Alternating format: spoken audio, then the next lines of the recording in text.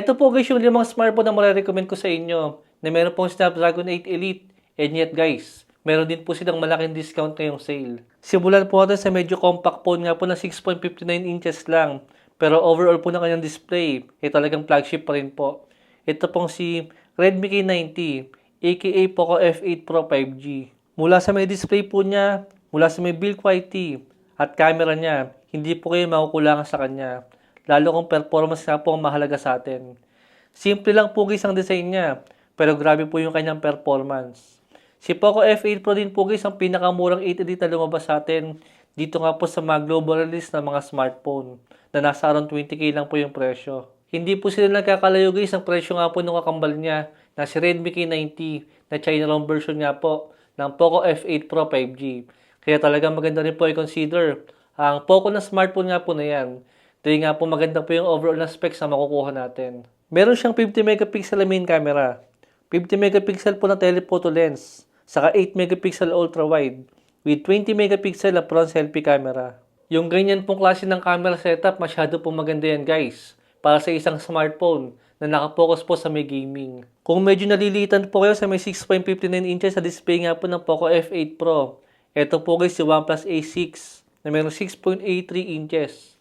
Meron po siyang AMOLED 165Hz refresh rate, naka HDR10+, Dolby Vision, HDR BB at 1.5K po na resolution with crystal shield protection sa may display natin. Yan po guys, bukod sa malaking display po niya compare nga po kay Redmi, mataas din po yung refresh rate na makukuha natin. Diyan nga po kay OnePlus. Siyempre, Snapdragon 8 Elite din po si OnePlus.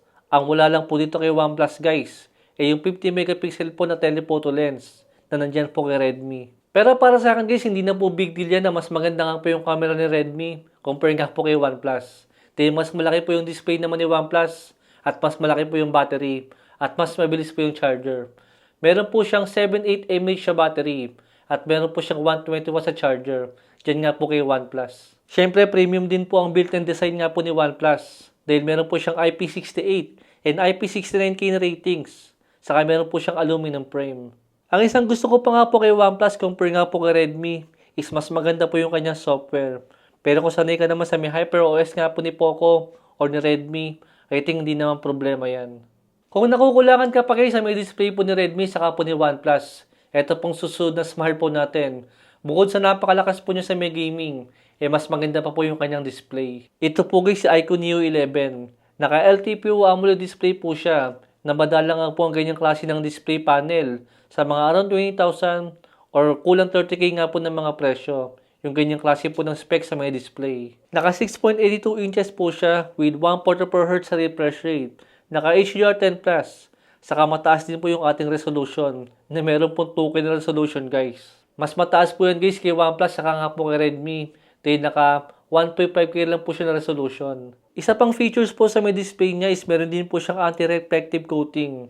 Ang ibig sabihin po niyan is pagka natapat po sa ilaw yung display natin, hindi po siya masyado magre-reflect yung ilaw nga po sa may display natin. Yung ganyan pong klase ng features guys is nakikita lang po tayo sa may Samsung S25 Ultra. Pero yung presyo nga po ni Samsung is nasa 75,000 po siya nang unang lumabas siya. At ang presyo po ng iQOO Neo 11, i-divide nyo po sa tatlo yung presyo po ng S25 Ultra. At yun po guys yung presyo ng iQOO Neo 11. Meron din po siyang 50 megapixel saka 8 megapixel nga po na rear camera, saka 16 megapixel na front selfie camera. Sa may battery po niya, naka 7.5 siya, saka 100 watts sa charger. Ito pong pang-apat na gaming phone natin. Kung pure performance po ang hinahanap nyo, na meron Snapdragon 8 Elite nga po. And yet guys, meron pang napakalaking battery. Wala na akong ibang marirecommend sa inyo, kundi si Honor Win RT. Siya po ang merong pinakamalaking battery ngayon na merong 10,000 mAh sa battery. Dito po sa ating list ngayon na merong mga Snapdragon 8 Elite nga po na mga processor. Guys, nung nag-gaming test po kami ng smartphone na yan, legit po siya. Yung 10K na mAh sa battery niya is umabot din po siya ng 10 hours po sa may non-stop gaming test namin. Sobrang tagal po niyang malobat. And yet, yung performance po ng smartphone na yan, talagang hindi rin po kayo bibitinin. At hindi lang po yan guys yung secret weapon ng smartphone na yan. Meron pa siyang isang features guys, na sa kanya lang po natin makukuha, na wala nga po sa ibang smartphone, na babanggitin po natin sa may list natin ngayon. Dahil meron nga po siyang built-in guys na fan cooler. At hindi pa nga nakontento si Honor guys, Naglagay pa po siya ng 185Hz na refresh rate sa mid-display niya. Then meron po siyang 50 megapixel na main camera, 12 megapixel ultra-wide, saka po 50 megapixel na front selfie camera. Guys, masyado pong maganda yung ganyang klase ng combination nga po ng specs kung pure performance po ang hinahanap natin sa isang flagship killer nga po na smartphone ngayon. Pero syempre guys, hindi po perfect yung smartphone na yan. Then hindi pa nga po ganun kaganda yung kanyang software. Kailangan pa po niya ng magandang optimization compare po sa ibang smartphone na binanggit natin ngayon. Dahil kung titingnan nga po natin yung battery drain test na ginawa namin sa kanya, dyan nga po sa may Honor Win RT, ito po guys yung resulta niya. Itong 10,000 mAh siya battery guys, inabot lang po siya guys ng kulang 25 hours. For 100% to 20%. Pero ito pong sa iQOO Neo 11, 7.5 mAh lang po yung battery niya. Pero 23 hours po yung inabot sa kanya guys. Isipin mo, 7.5 mAh yung battery ni iQOO at 10K po yung battery ni Honor. Pero yung difference lang po nila is 2 hours lang po yung difference nila dyan guys. Saka po si Poco F8 Pro na meron pong 6.2 mAh siya battery. Pero nakakuha pa tayo ng 19 hours sa kanya. Kumbaga guys, yung tutusin po natin yung nakuha nating hours sa kanila compare nga po sa may battery nila. Guys, masyadong mababa po. Ang 25 hours para po sa may 10K battery nga po ng isang smartphone. At ito ang matindi guys, ito pong pang-limang smartphone natin. Meron lang po siyang 7,000 mAh siya battery. Pero nakakagulat po yung nakuha namin na battery drain test sa kanya. Umabot lang naman siya guys ng 23 hours. Para nga po sa may 7,000 mAh siya battery lang. Compare po kay Honor guys. 10K yung battery, pero 25 hours lang. Guys, para sa akin siya rin po ang pinakamagandang 8 Elite smartphone ng 2026. Dito nga po sa mga China ROM na mga smartphone na lumabas ngayon. Dahil hindi man malaki yung kanyang battery size, maganda naman po guys yung kanyang software. Kaya talagang kaya pa rin po niyo makipagsabayan sa ibang smartphone po na mayroong mas malaking battery sa kanila. Kaya maganda pa rin po yung battery life na nakuha natin sa kanya. At kaya pa rin po niyo makipagsabayan sa ibang smartphone nga po na mayroong mas malaking battery. At hindi nga lang po guys yung software yung maganda sa kanya. Dahil yung maganda po sa may iQOO Neo 11, nandito rin po guys sa Realme GT8 5G. Meron lang naman siyang 2K na resolution. Saka napakataas po ng 7,000 nits na peak brightness. At tulad din po guys si Poco F8 Pro at ang Redmi K90. Ito pong si Realme GT8 5G.